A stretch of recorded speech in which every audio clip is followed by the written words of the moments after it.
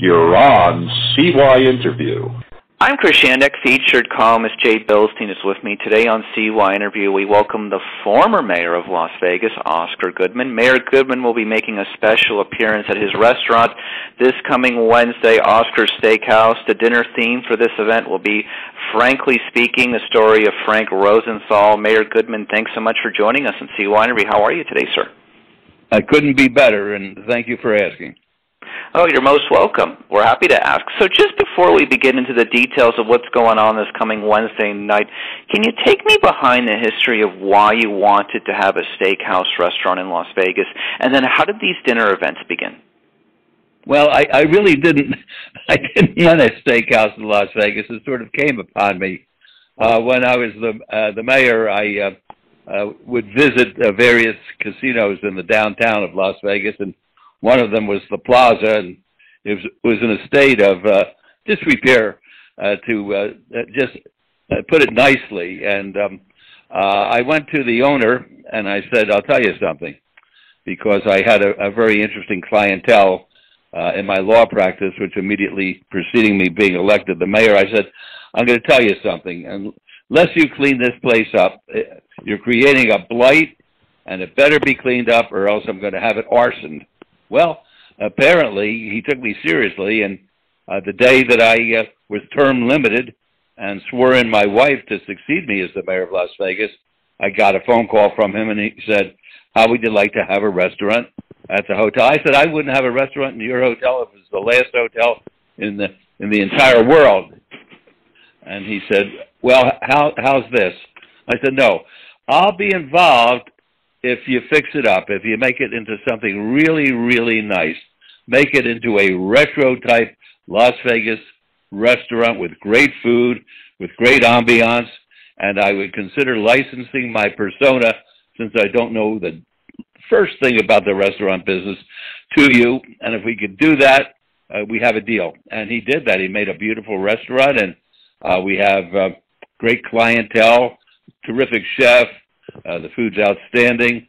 There's a great vibe, and he kept his end of the bargain. And as we went along, I think the folks over there got a better understanding of what I did for the many years, the 35 years that I was actively practicing criminal law and representing reputed mobsters, not only here in Las Vegas, but all over the country. And they said, maybe we should have a themed restaurant. I said, that's exactly what I wanted, and I like it to be called Oscar's Beef, Booze, and Broads. Well, that was a little too much for them to take, and it's just Oscar's Steakhouse, and it's great because they have photographs and pictures and paintings and knickknacks and memorabilia in the restaurant that the patrons can enjoy before they sit down and have their meal or their drink, or both a meal and a drink. And it's been very successful from day one. And then as time went on, they said, you have a very interesting history, and wouldn't it be nice if you could share it with the folks who are eating here? And they started a dinner series, and we've been doing it, I think, for 5 or 6 years. About every 6 weeks, we go into the dining room, or there's an adjacent area which is very, very nice, called Simpatico, right next to the dining area, and we serve a terrific meal and as much as you can drink. And I tell my stories, and the stories are all true stories, and every once in a while I bring the person about whom the story is relating into the dining area and have them make a few remarks, and I'm hoping that I'll be able to do that in this coming talk on the 22nd. It's just a week from, it's this coming Wednesday, and really looking forward to it. Absolutely. So talking about that, I've got one more question for you, then we're going to throw it to Jay, who's going to have some interesting things to discuss with you. Sure. Frank Rosenthal, of course, is one of the most famous casino personalities in Las Vegas history. Of course, his character is based on Robert De Niro's character in the Martin Scorsese movie Casino, which you also have a role in. Looking back at him and Tony Spilotro and a few of the others from that era who are no longer with us, what do you think about most as someone who was part of that Las Vegas history? Well, I think that it's very interesting that we had that part of our history. A lot of people like to deny that part. They like to deny that we were Sin City. They like to make us into vanilla ice cream, and that's not what we are. We're the only city that I know of that was born from the mob. That's why we started the Mob Museum here, because it fit right into what we're trying to accomplish in our downtown area. And these fellas, all of whom I represented, were characters, and the characters have disappeared over the years. You don't have the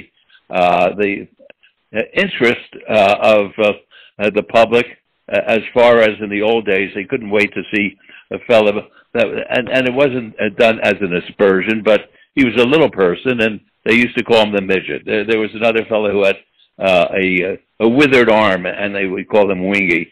Things like that. It sounds funny, but it was part of our culture, and they were part of our culture, and it differentiated us from any place else. It wasn't necessarily the gambling, but it was the mystique that Las Vegas has, and I try to recreate that every time I give one of these talks at the restaurant every 6 weeks. Jay?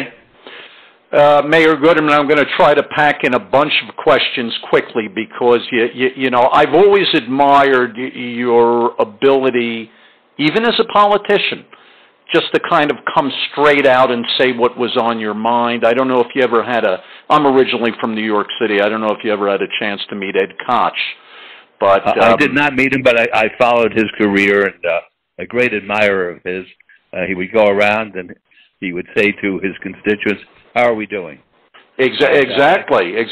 He'd go around and say, "How am I doing?" And if people razzed him, he had no problem razzing them back.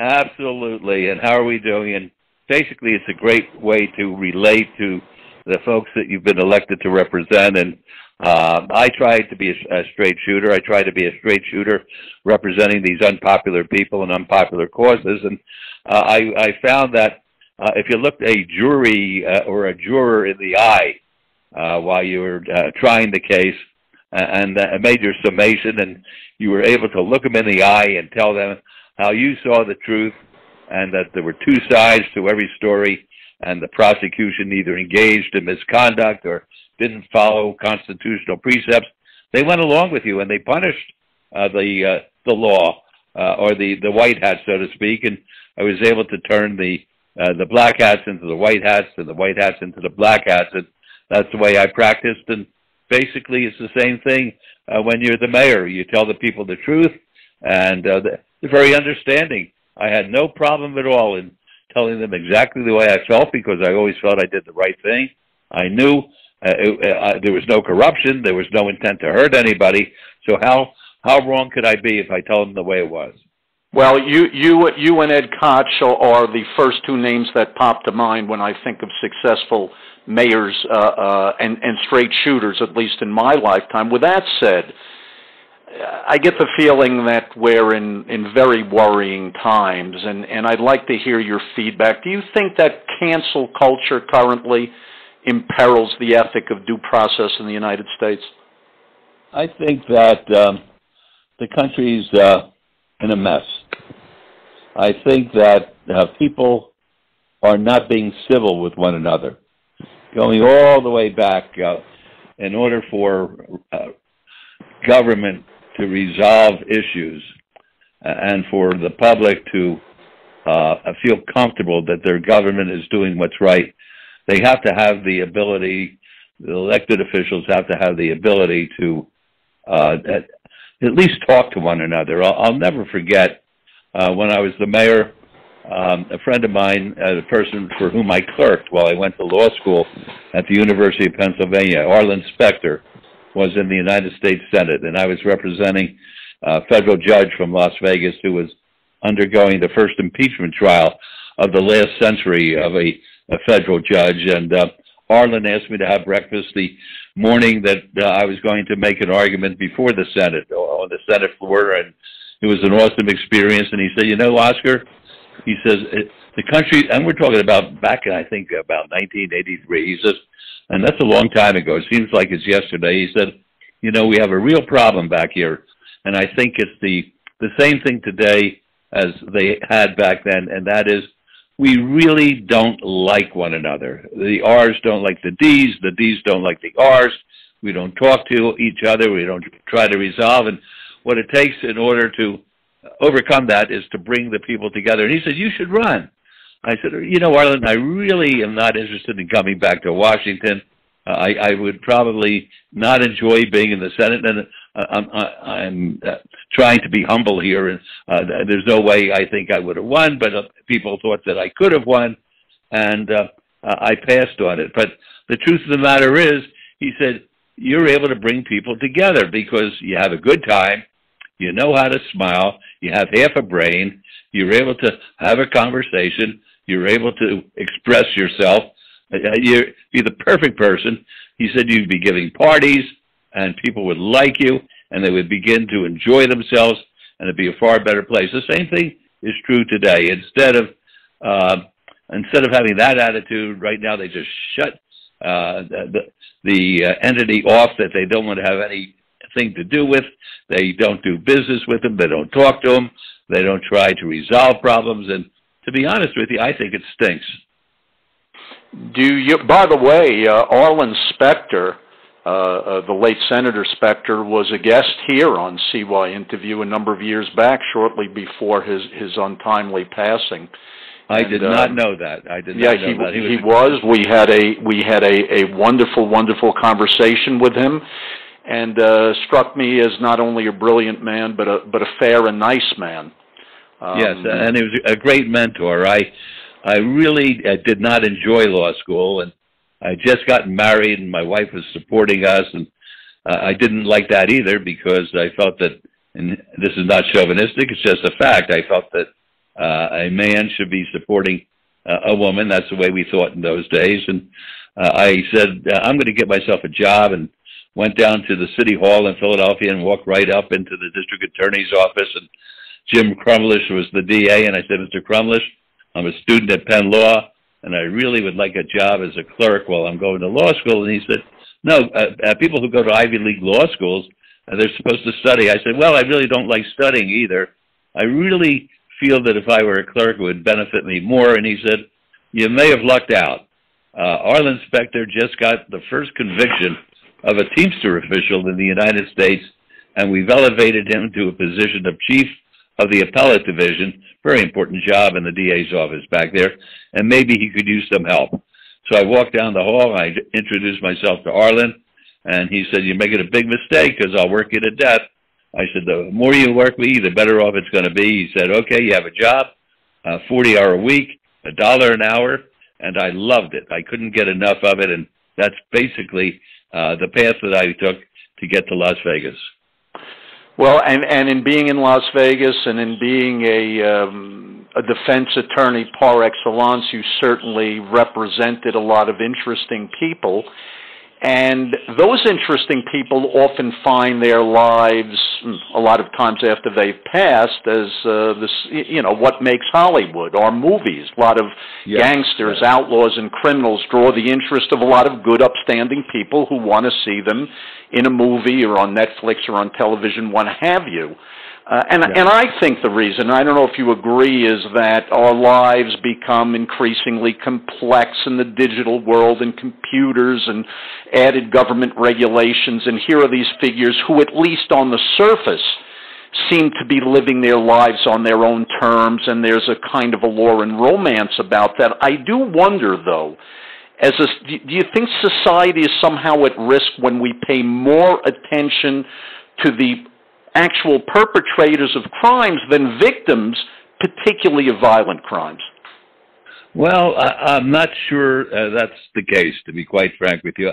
I heard that argument after I was elected, and we were able to acquire the old U.S. Post Office and a courthouse downtown, which is now the Mob Museum, and it came about because I tried my first federal case there, and I looked out my window. I said, what's happening in that building these days? And they said, basically, it's used for surplus. And I said, well, find out how we could acquire it, because I did not want to raise historic buildings. I wanted to refurbish them, and we were able to work out a deal with the government administrative office, which is in charge of government property, where we acquired the property for $1 on the condition that we would refurbish it to its original condition as close as we could, and also that it would be used for museum purposes.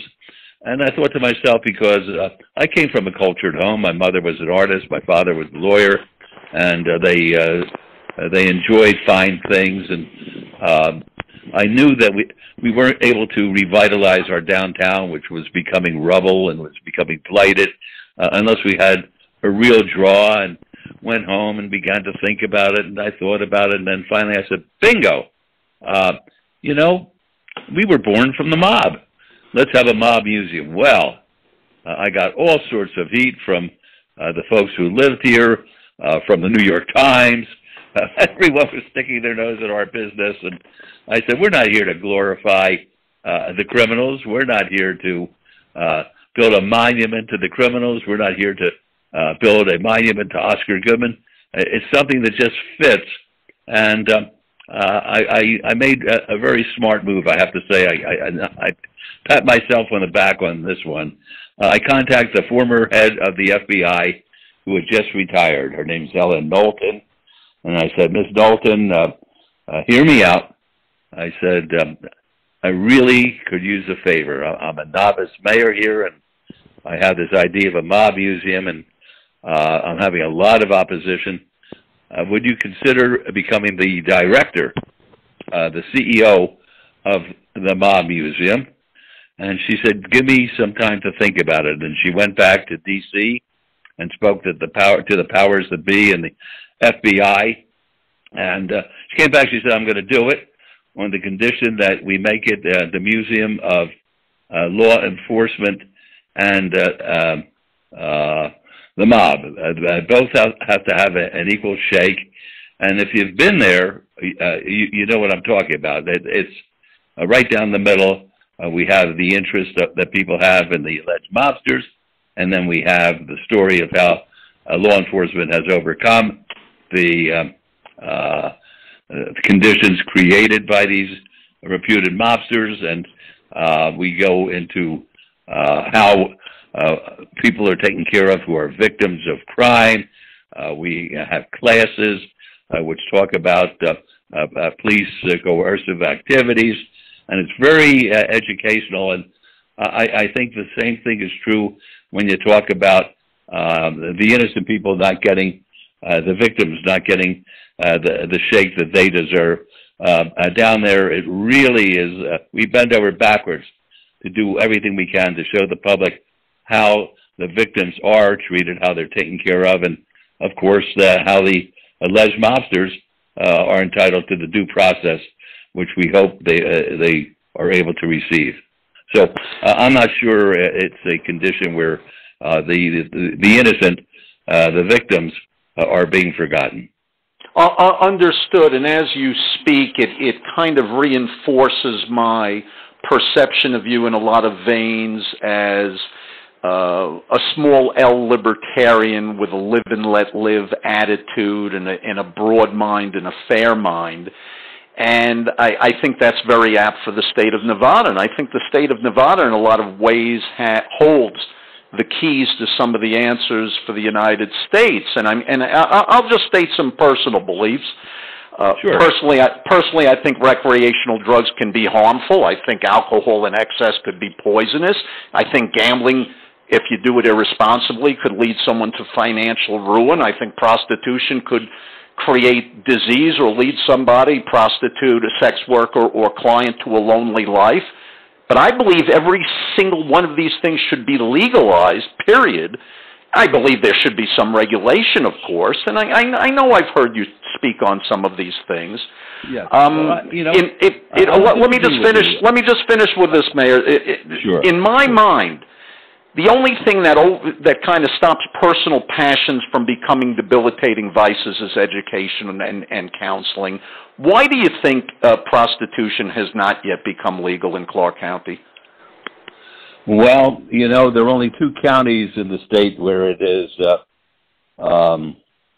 illegal, so to speak. Washoe County, where Reno is situated, and Clark County. I think it's a moral issue rather than a legal issue as to why that condition was created. Because, as you say, an awful lot of bad things could happen. An awful lot of bad things are happening. There are Johns out there who are taking advantage of young and old women or young and old boys. I mean, it's not just a one-way street here. There are there's disease that's attributed to the sexual acts that are taking place. There's a real fear that somebody will be subjected to slavery, in effect, and won't be able to get out of it once they're in it. There are all sorts of things that can happen that are very, very bad. But on the other hand, when you do educate people, and you find that in the counties that do have houses of prostitution, you find that there isn't this disease, there isn't this criminal element that's taking place, that they're inspected by the state. There are doctors who examine the principals. So there's good and bad in all things, but I believe in personal choice.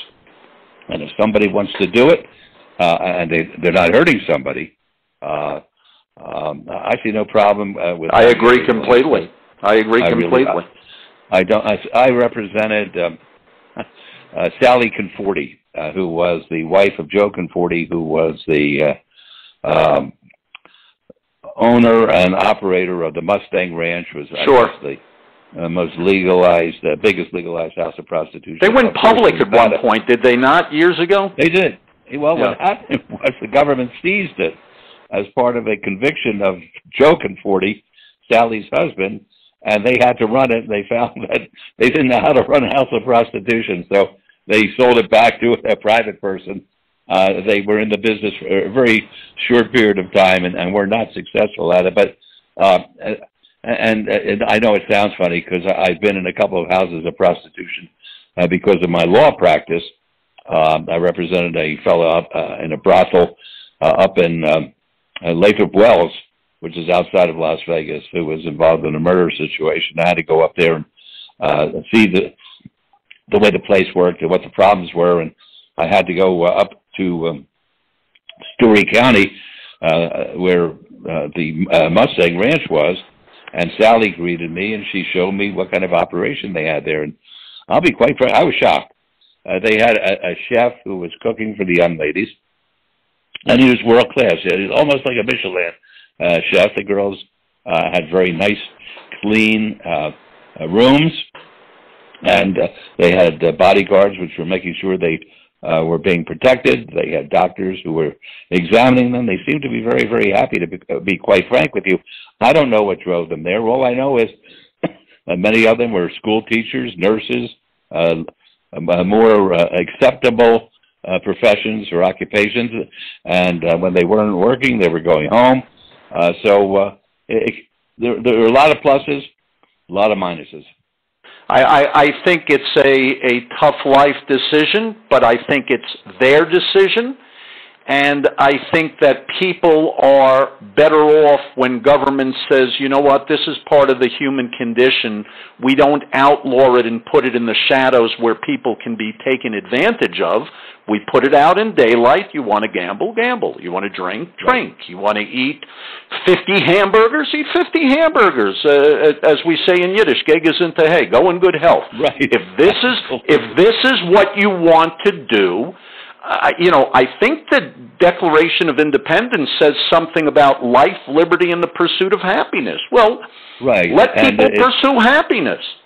If it makes them happy, let them be happy, as long as they don't hurt somebody else. Correct. I agree.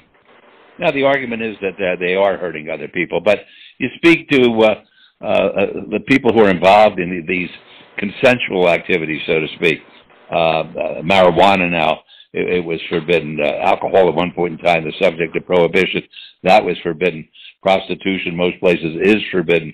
But you speak to the people who are involved there. Many people who are engaging in the activities which make those things successful swear by them. They say it makes their life happier. They feel healthier, and they're not bothering anybody. Now, it's a different story if you drink too much and you start hitting people on the way back from a social event because you had too much booze, you deserve to go to prison. Correct. Correct. You made a choice, and you made a very bad choice there. And when the Mothers Against Drunk Drivers, or whatever they're called these days, get up in court and they start making their point, I listened to them and I understood. And it's very, very foolish if you put yourself in a spot where you're going to hurt other people. If you do it socially and you do it using your brain, I don't see any problem. Look, one of the things that I pride myself on is I was a spokesperson for Bombay Sapphire Gin, and got a nice stipend, which I gave to charity, and I felt good about it, and I got myself a couple of bottles of gin out of it, and I like to think that my wife may be wrong when I'm embalmed.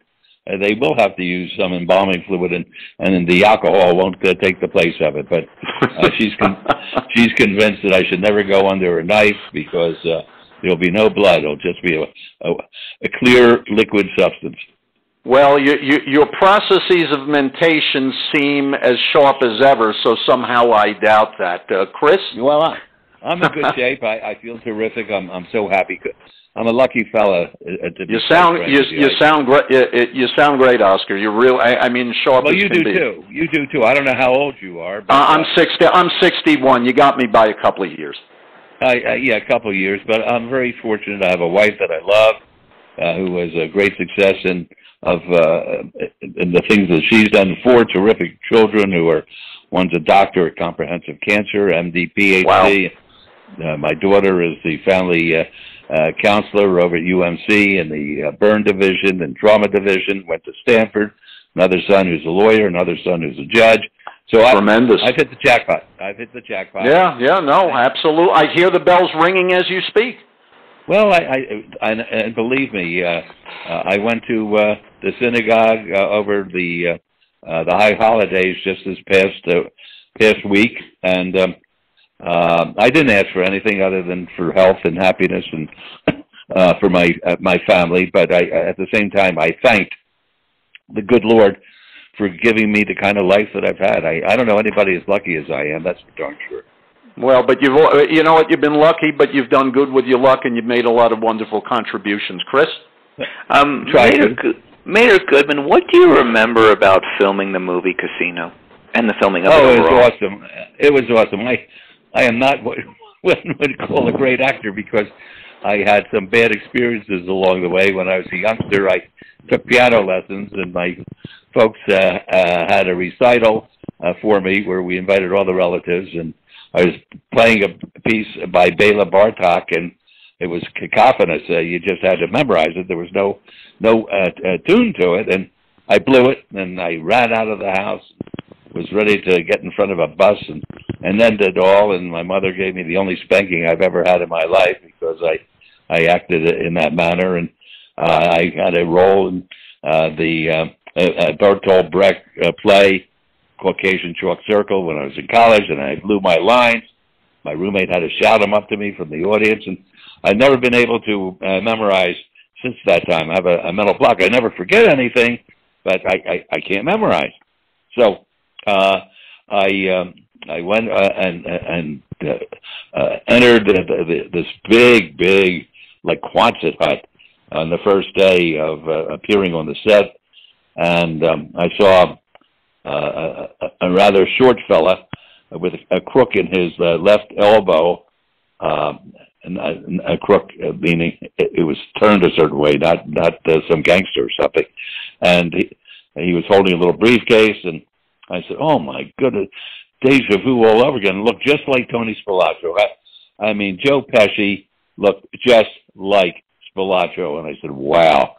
And then I was in one scene, and I kept on blowing it. And I felt terrible because all the cast, if they had a speaking role, then they were able to join SAG and AFTRA and really be part of the movie industry. And here I was, a stumbling, bumbling actor who really should have just stayed with the law, but I was lucky enough to have this experience, and they were also nice to me, and I wasn't able to memorize anything, and I'll never forget, Robert De Niro came up to me, and he said, Oscar, he said, don't feel bad about this.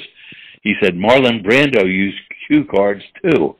So that made me feel much better, and then Carolyn gave a little party, a dinner party for some members of the cast, and we had Joe Pesci over the house, and Robert De Niro and Sharon Stone, who was as lovely as the proverbial girl next door, and Martin Scorsese was here, and it was just an awesome experience, and I'll never forget it because it was just so different. And I'll go into an airport, and people won't say, "Oh, there's the lawyer," or "Oh, there's the mayor." They said, "Oh, that's the guy from Casino."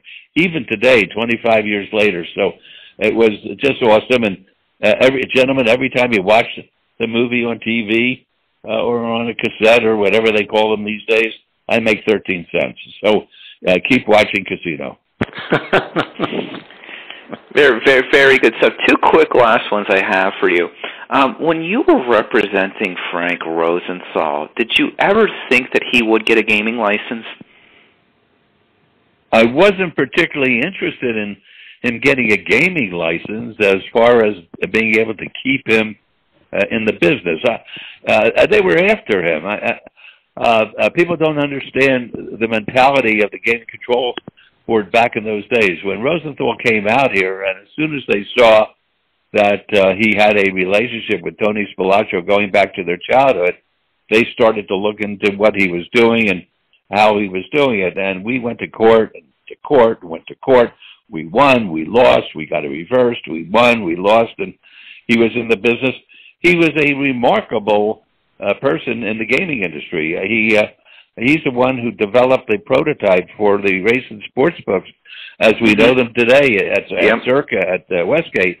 And he was the first person to put women in the role of a card dealer. And he brought over Siegfried and Roy in the Lido show. I mean, he did phenomenal things, and they were hounding him. They really hounded him and wouldn't let him forget his background. And I think they violated due process left and right, the gaming people, when it came to him. And I was fighting for, not Frank Rosenthal, I was fighting for, and I mean this not facetiously, I was fighting for civil rights, for civil liberties, for doing the right thing during that period of time. And I was happy that I was able to be as successful as I was for him, to keep him in the business for as long as I did. I had no idea that these fellows were doing anything that was improper, unseemly, illegal, or whatever. And with the advent of wiretaps, and they were all apprehended and all punished accordingly, one way or the other. I found out really what was happening in those days. I had no idea. Believe me, if I knew, and I was representing everybody. I was representing people who apparently had interests adverse to one another, and organized crime families that had an interest adverse. No one talked to me about what they were doing. I was a lawyer. I was making sure that the law was being followed, that their rights weren't being violated. Had I known what I was doing, I would have a couple of islands in the Caribbean and about 15. I would have out Sheldon Adelson as far as planes were concerned. I would have had 20 planes. Wow. Final question for you. Why do you think you were the happiest mayor in the universe?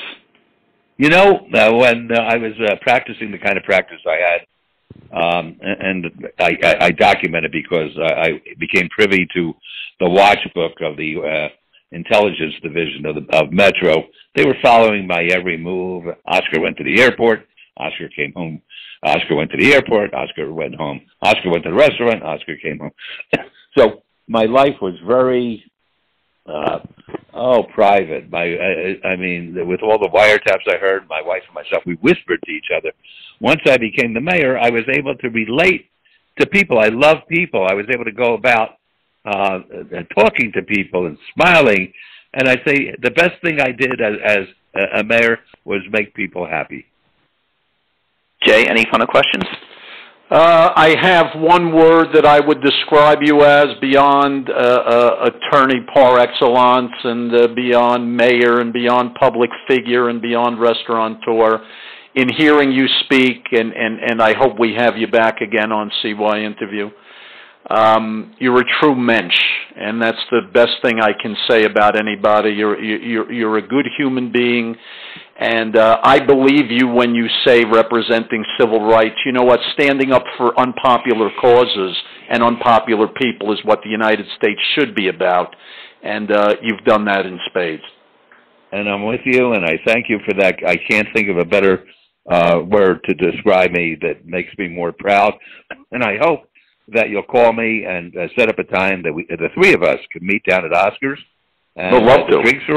Drinks are on me, and just shoot the bull and enjoy ourselves and tell each other how lucky we are to live in this country, because we can say, at least so far, and I'm concerned about that as well, we can say what we believe. Me too.